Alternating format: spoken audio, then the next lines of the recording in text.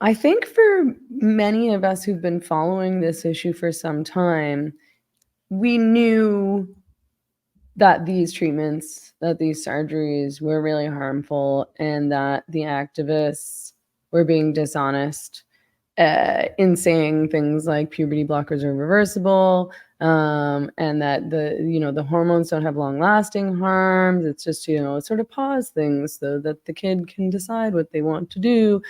And yeah, they really denied any possible harm, and of course, begged up the benefits that would, supposedly were preventing people from committing suicide and were helping them be themselves and live happier lives.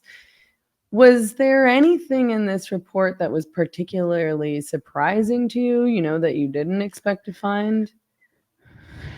Oh, for someone who's been, I mean, I've been writing about WPATH for a number of years. I've been reading about the what they're up to for quite some time. So it wasn't, for me, it was more to really like see them.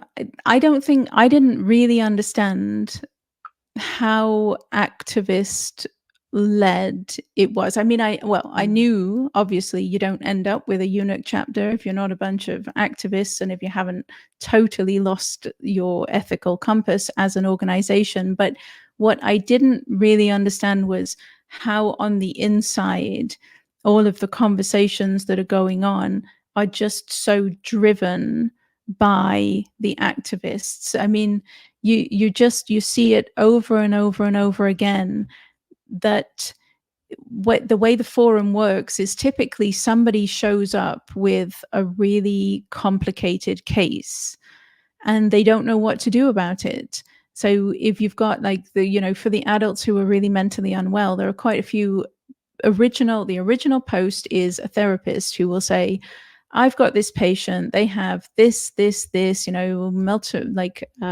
major depressive disorder, bipolar, whatever. They've got a really complex case. And I'm not really sure, they'll say, I'm not really sure whether this person can, deal with the post-op care of vaginoplasty. And then what you really see is a chorus of people come along who just sort of dismiss the doubts, dismiss the concerns, and encourage medical transition. I did not understand that that was what was going on. I didn't understand that that's the members. There are members who have doubts. Of course, there are people who have doubts because look at what they're doing. Nobody has any idea what they're doing. And I didn't really grasp the fact that they had this forum where everybody is encouraging the next step on the medical transition pathway and encouraging the original person, the therapist or whomever, to just ignore their doubts and just let the person go the next step on the medical pathway. Like there's a therapist in there and she's pretty active in there, and she's, one of her little anecdotes is in 15 years she had only refused to write one surgical referral. And this is in response, I think, to the case that I just described, this person with serious mental health issues who wants vaginoplasty. And the therapist is like, I only refused one person in 15 years, regrettably, and that's because they were in active psychosis in the assessment and they were hallucinating. And then she says, everyone else got their referral letter. We're talking like homeless people with dissociative identity disorder, and they all at least got an orchiectomy. Now, an orchiectomy is surgical castration. And then she goes on to say something really interesting. And she says, and they're all presumably living happily ever after. So this woman is sending everybody off for their surgeries, giving them the rubber stamp and off you go get your surgical castration. All of these people in various states of very, very fragile mental health, or perhaps even homeless.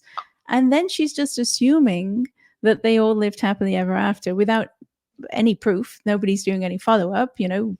I think it's probably quite safe to assume that they're not living happily ever after. And so what I just, the surprising part to me was they're all egging each other on. I didn't really realize, I didn't know that the forum existed, first of all. When I was writing about WPATH from the outside, I didn't even know that they had this forum. And just the fact that they're all egging each other on, I find deeply concerning, because anyone in there, then, if that's, if my child's doctor were in a forum like that, and my child's doctor has a concern about something, and then you just got a whole bunch of people who are probably not even medical, or not, they're just activists with a very, very rigid ideological belief system, encouraging the most invasive possible treatment, and no caution, no concern at all.